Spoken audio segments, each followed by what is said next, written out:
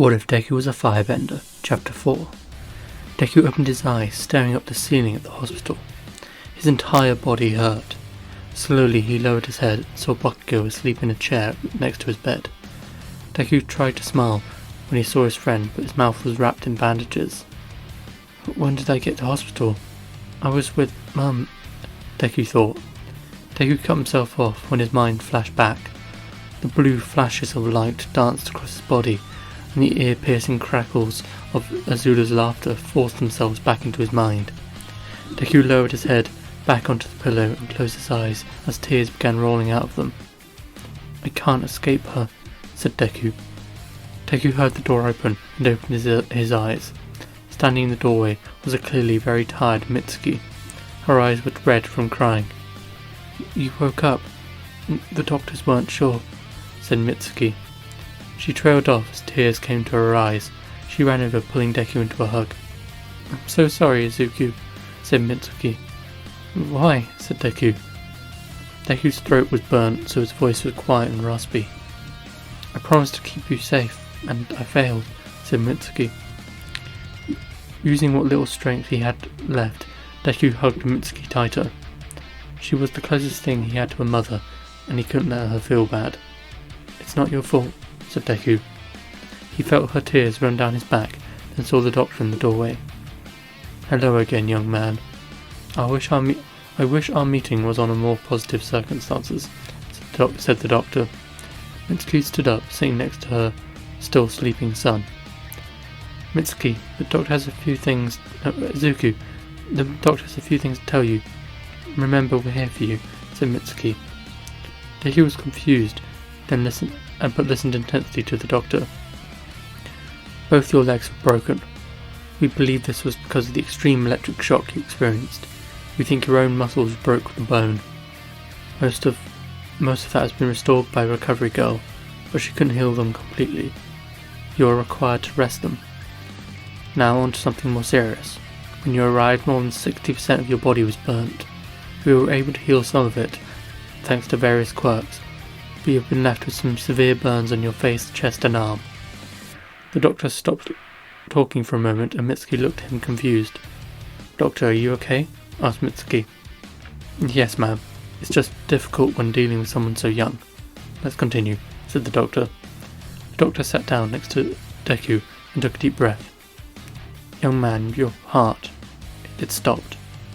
2 days ago, at about 3 in the morning, you went into cardiac arrest, and we had to perform CPR. Luckily, we were able to revive you, said the doctor. Deku looked confused and looked over at Mitsuki. Wait, 2 days ago? How long was I out? Asked Deku. It's been 2 weeks. You're in a coma, said Mitsuki. Deku didn't say anything. His face was pure shock. Thank you, doctor. I think Izuku needs some time to process that, said Mitsuki. The doctor bowed, leaving the room as Mitsuki sat next to Deku, putting her hand in his. You'll be okay, said Mitsuki. Deku didn't respond. I died? My own mother killed me? Thought Deku. Across the room, Bakugo finally woke up. A smile spread across his face, seeing Deku awake, but it was quickly faded when he saw Deku's expression. Welcome back, Deku, said Bakugo. Deku looked up, seeing Bakugo get to his feet. A small smile flickered in the corner of Deku's mouth. The rest of the class will be glad to hear you're okay. They've been worried, said Bakugo. Each word Bakugo said made Deku's literally broken heart a little warmer. Thanks, man, said Deku. Bakugo smiled back, but inside of his head he was broken. Damn it, I should have been able to save him. Why am I so weak, even with All Might's powers? Now he's going to have to pull himself back together again, and it's all my fault, thought Bakugo. Over at UA, the teachers have gathered for a meeting. Hello everyone. Before we begin, I would like to tell everyone that Izuku Midori has regained consciousness and appears to be out of the woods, said Nezu. All across the room, there was a sigh of relief. All of the teachers had been on the edge waiting for the news of Deku's death, but luckily that didn't happen. That is good to hear. When I went to see him, the doctors weren't sure of his chances, said All Might. Indeed. Now, on to what I wanted to discuss. The kidnapping of Izuku Midoriya only proves to me that we need to increase security to protect our students, so I'm proposing we put them all into dorms, said Nezu. There were murmurs of agreement around the room. Does anybody have any reasons why we shouldn't? Asked Nezu. The only issue I see is that with them all in one place, it would also be a big target, but it's also a positive. There aren't many who could take on a full year of hero course students, said Midnight. Excellent. We'll send out the letters tomorrow, said Nezu. A week later, Deku sat in his room with Bakugo. The two of them were playing some video games, but Bakugo could tell Deku's heart wasn't in it. Are you okay, man? Asked Bakugo. Kajan, she told me something and I don't know how to feel about it, asked Deku. Bakugo put down his controller and turned to look at his friend. She murdered my father, because I was a failure, said Deku. Bakugo's eyes went wide with shock. I already told the police, but I can't get out of my head. She killed him, because I was weak, said Deku. No, Deku, don't say that. It's not your fault. She killed him because she's a psychopath, said Deku. Said Bakugo. Deku didn't say that. Deku lowered his head. You should have taken one for all, said Bakugo. Deku looked at Bakugo confused. With All Might's power, you could have fought back and kicked her ass. I should have persuaded you to take it, said Bakugo. It wouldn't have helped, said Deku. Bakugo looked at Deku confused. I was too afraid to fight. I was barely able to put any energy into my attacks. It was as if the moment I heard her voice, I felt her hand around my heart. Having one for all wouldn't have helped, said Deku. Bakugo lowered his head, then heard the voices coming from downstairs. It was Aizawa and All Might talking to Mitsuki. Katsuki, Izuku, get down here. Your teachers are here, said Mitsuki. Bakugo got to his feet and passed Deku his crutches. They carefully walked downstairs and into the living room. Young Midoriya, how is your recovery coming? Asked All Might. It's going well. I'm seeing Recovery Girl twice a day, said Deku. The two of them sat on the sofa next to Mitsuki and her husband, facing Aizawa and All Might. You should have received the letter about pushing the students into dorms, said Aizawa. Yes, and I'm not sure about it, said Mitsuki. Everyone looked at her confused. What do you mean? Asked All Might. I'm not sure if I can trust you with their safety, said Mitsuki. Aizawa and All Might lowered their heads in shame. It was their failings as teachers that allowed this to happen. Both of my boys were seriously injured. Now I understand the villains who attacked the school were incredibly strong, and you still beat them. What is stopping them from attacking again, when you aren't around, All Might? Asked Mitsuki. Ma'am, I understand your feelings. Believe me, when I saw that my fellow teachers and I became dedicated to ensuring the safest environment for our students, and we're already upgrading our security, said All Might. Mitsuki thought for a second, then turned to Deku and Bakugo. What do you two think? Do you want to go back? Asked Mitsuki. Of course, I'm not scared, said Bakugo. I believe them, said Deku. Mitsuki turned back to Aizawa and All Might. Looks like you have your answers. Take good care of them, said Mitsuki. After moving to their dorms, there was a few weeks of regular school, then Aizawa told them about the sports festival. After another few weeks of healing, Deku was almost completely healed. Just before Deku's fight with Shinzo, Recovery Girl pulled him aside. Please, withdraw, young Midoriya. You just recovered and I'm worried that you're pushing yourself too hard too quickly, said Recovery Girl. I'll be fine. I need to do this, but I promise I'll be careful, said Deku.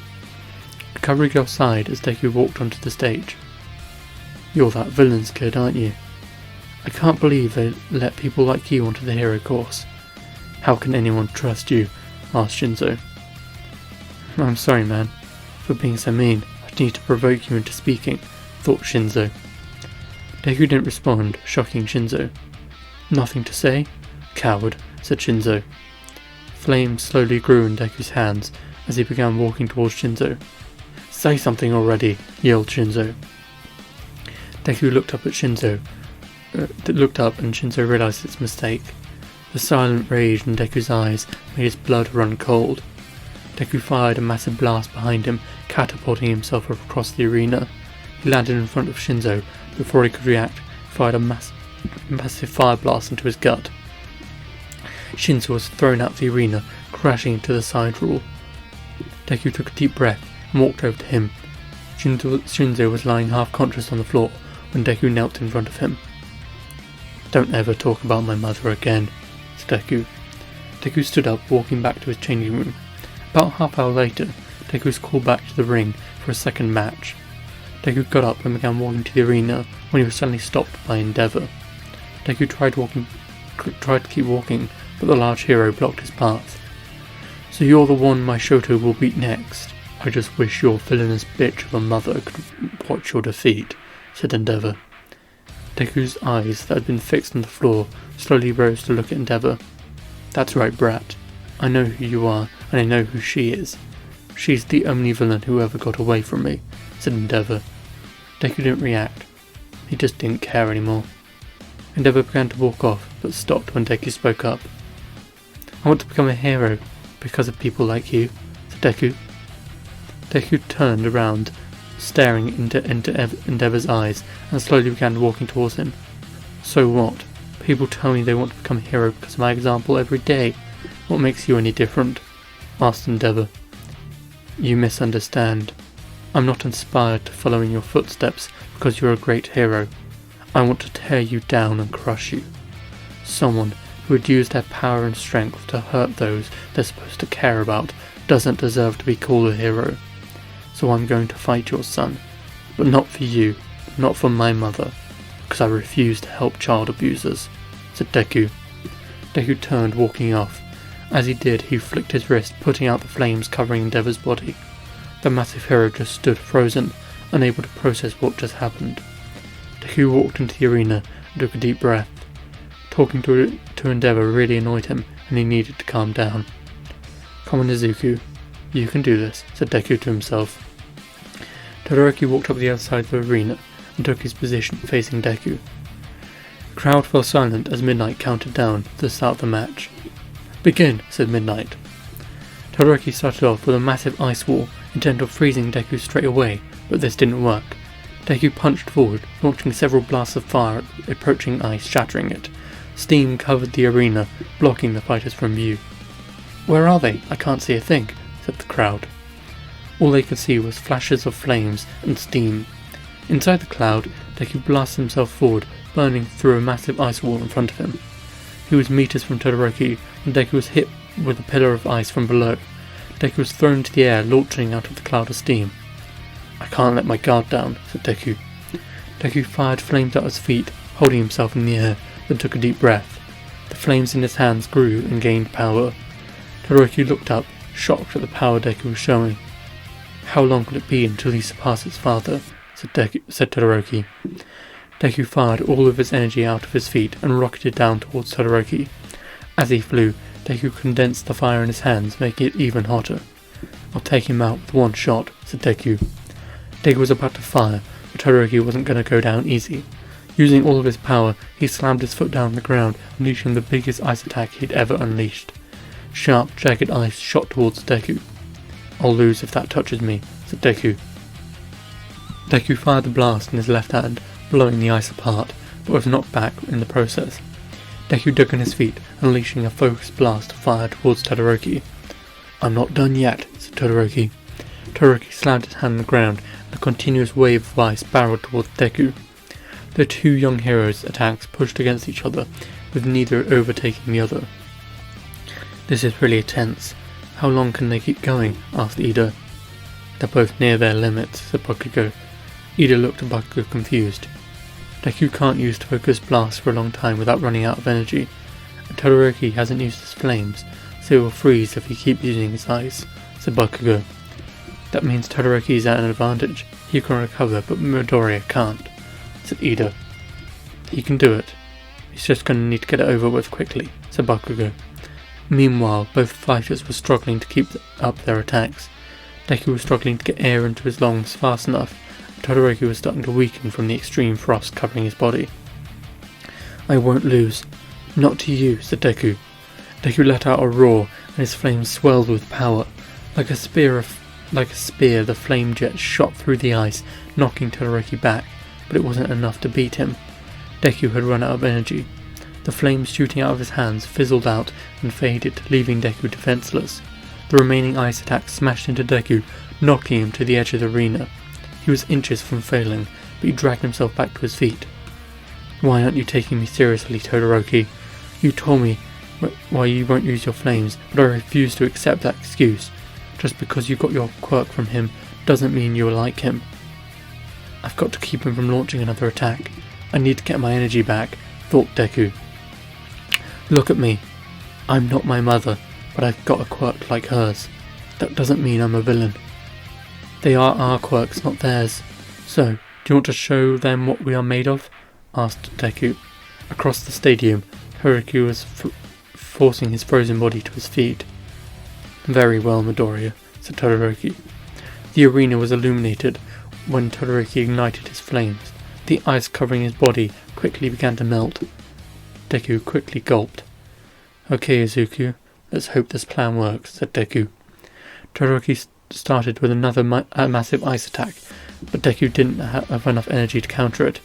Blasting what fire he had out of his feet, he propelled himself forward, and just as the attack was about to make contact, he rolled to the side, avoiding it. Upon seeing this, Todoroki shot a massive jet of fire at Deku. This is what Deku was waiting for. Just before the flames smashed into him, Deku held out his hand in front of him, and the flames split apart, wrapping around him. With a swing of his arm, the flames circled around Deku and shot back at Todoroki with even more power. He can control my power as well," said Todoroki. The flames were about to hit Todoroki, but he dodged to the side, sliding away with his ice. The two fighters glided around the arena, unable to land a good hit on each other. "He's definitely holding back. It's been a while. He should have recovered soon. I'll end this now," said Todoroki. Todoroki slammed his hand on the ground, firing a massive blast of ice at Deku. Smirking, Deku shot towards the attack and blasted his way through it with a powerful fireball. But this was what Todoroki expected. The moment Deku broke through the ice, he was smashed into a massive wall of flames. He was launched back, smashing into the ice he had broken through, and before he could recover, Todoroki shot a final ice attack at Deku. Just like Sero before him, Deku was frozen in place, unable to move. The crowd was shocked. Was the fight over? "Midoriya, do you concede?" asked Midnight. Everyone looked over at Deku. "No, I don't," said Deku. Deku began to melt the ice around him, but Todoroki wasn't going to let him go easily. With a continuous supply of ice, he quickly replaced the ice that Deku melted. He wasn't even able to move his hands. "Midoriya, you have 10 seconds to free yourself, otherwise you lose." Deku roared with rage. Flames shot out of his mouth, reaching high into the sky, but it wasn't enough. For a moment, Deku gave up, before Todoroki spoke up. "Let's give up. You aren't strong enough," said Todoroki. Deku's eyes snapped open. Flashes of Azula shot through his mind. "You're weak, Izuku. You're not strong enough to matter. But don't worry, I'll make you strong. Pain and despair will be your teachers," said Azula. "You're right. I'm not strong enough. I'm weak. And I hate it," said Deku. Deku screamed with all his power as a massive jet of flame shot out of his mouth. The entire arena stared in shock as the flames tore through the ice and pierced the sky. Bakugo looked down in terror. With each passing moment, Deku's flames were growing stronger. Their normal orange glow was now piercing white, but it wasn't done yet. "I hate being weak," yelled Deku. The ice around Deku exploded off him, and Todoroki took a step backwards. Slowly, flames spun up Deku's arms. They were hotter than anything he'd ever made before, but he wasn't getting burned. Instead, he felt free. Finally free of the chains that had tied him down. Tears poured down Deku's face as blue flames surrounded him. "You are a pathetic weakling, Izuku," said Azula in his mind. Deku held his head in pain as the flames pulsed with power. "I know! You told me every day!" yelled Deku. Deku fell to his knees, clenching his fist, letting out a tearful yell of rage. Sapphire blue flames shot out of his mouth, aiming straight at Todoroki, who only just managed to block the attack with some ice. "What is going on? Has he gone insane?" asked Midnight. "I need to stop this before he hurts himself," thought Todoroki. Todoroki shot a massive wall of ice at Deku, but didn't even touch him. The ice blew apart and melted before even getting close to Deku. Deku put up his hand to his head and he got to his feet. Why am I weak? Why am I weak?" yelled Deku. Deku screamed, powering up even more. His sapphire flames covered the arena in blue light.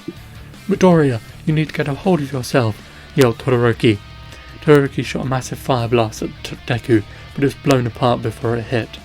"I can't help him," said Todoroki. Deku's eyes opened. He looked over at Todoroki. Tears poured out, but they were vaporized by the intense flames. "Help me," said Deku quietly. Deku held his head in pain as flashes of Azula circled through his mind. "Pathetic, Izuku. Get up and be strong for once. You worthless waste of space," said Azula in his mind. Deku screamed, firing blue flames down at the ground, melting the concrete under his feet. "I'm ending this," said Midnight. Midnight tore her uniform, unleashing her powerful quirk to knock Deku out, but before the pheromones could reach him, the intense flames circling Deku rendered them useless. The massive heat pouring off Deku was reaching all the way up into the stands. "It's too hot. My eyes are drying out. I can't use my quirk," said Aizawa. "Nothing can be done. I can't stop him, and neither can Midnight or Aizawa. What about—" Todoroki span around to see Endeavor rocketing down onto the stage. "This is over," said Endeavor. Deku held his head, spewing blue flames in every direction. However, the moment Endeavor touched down, it only got worse. The boiling rage he felt earlier boiled to the surface, multiplied 1,000-fold. "Endeavor, you aren't a hero. You're just like her," said Deku. Deku flicked his wrist, tearing the flames off Endeavor's body. "You aren't a hero either. You're too weak, Izuku. You should just burn up and get out of everyone's way," said Azula. Deku desperately grabbed at his head, as if to drag her out of his mind. "Maybe you're right," said Deku. The flames pouring out of his body span around, shooting straight back at Deku. When they hit, Deku screamed up into the sky, letting out every single drop of power he could produce into the air. "If I don't stop this, he's going to kill himself," thought Bakugo. Without thinking, Bakugo jumped from the stands using 100% of One For All and his explosion. Like a missile, he shot through the air, tackling Deku into the ground outside the ring, but that didn't stop him. Bakugo could tell he was barely aware of what was happening. "His mind is broken," said Bakugo. Bakugo grabbed Deku, pulling him into a hug. He gripped his teeth as Deku's sapphire flames licked at his flesh, but he wasn't worried. He was already dealing with the pain of his broken legs. He could handle this. "Deku, come back to me." "I can't lose you," said Bakugo. Deku held his head in pain. "Weak? Why am I weak?" asked Deku. "You aren't weak. You're incredibly powerful," said Bakugo. "She'll find me. She'll hurt me," said Deku weakly. Bakugo tightened the hug. "She won't hurt you again. I'll always have your back," said Bakugo. Deku let out a massive roar, and another flame jet shot out his mouth. It first tore across the ground, leaving a deep scar, then shot into the air. Slowly, the sapphire blue flames faded and gradually became Deku's usual orange. Within seconds, Deku was unconscious and in Bakugo's arms. An hour later, Bakugo sat next to Deku's bed in the nurse's office. Bakugo's legs had been healed, and so had Deku's physical injuries. Sadly, Recovery Girl's quirk doesn't work on mental damage. Deku was asleep, in his bed, curled up in the fetal position. At that moment, Nezu and Recovery Girl walked in. "How is he?" asked Nezu. "Not good. I had to sedate him. He's clearly been trying to repress what happened to him. We shouldn't have let him take part in the sports festival. I failed," said Recovery Girl. "Don't blame yourself. This is Azula's fault," said Bakugo. "Young Bakugo, has Midori ever had a mental breakdown on this level?" said Nezu. "No, never. Of course he had times where he'd break down, but he was never unaware of what was going on around him. This is something new," said Bakugo. "What if this wasn't just trauma?" asked Nezu. Recovery Girl and Bakugo looked at Nezu confused. What if Azula did more than just torture? What if she used some sort of hypnosis or mental trickery to ensure that he would never be a threat against her? Asked Nezu. "She would never think of him as a threat, but this is something she would do. She would love the idea of Deku being completely broken," said Bakugo. "We will use everything at our disposal to help him. Oh, and the remainder of the sports festival will take place tomorrow. We have decided to grant Todoroki the win for their match, so rest up." Deku nodded as Nezu walked off. Deku, are you still in there? Bakugo asked. Bakugo stared at the sight of his unconscious friend. Meanwhile, on the other side of the country, Azula was sat in a dark bar, sipping on a whiskey. In front of her was a massive screen showing the UA Sports Festival. For once, Izuku, I might actually be a little impressed. When I used that hypnosis on you, I was expecting you to explode like that. Well, but I wasn't expecting blue flames. You might be fun after all, said Azula. End of chapter 4.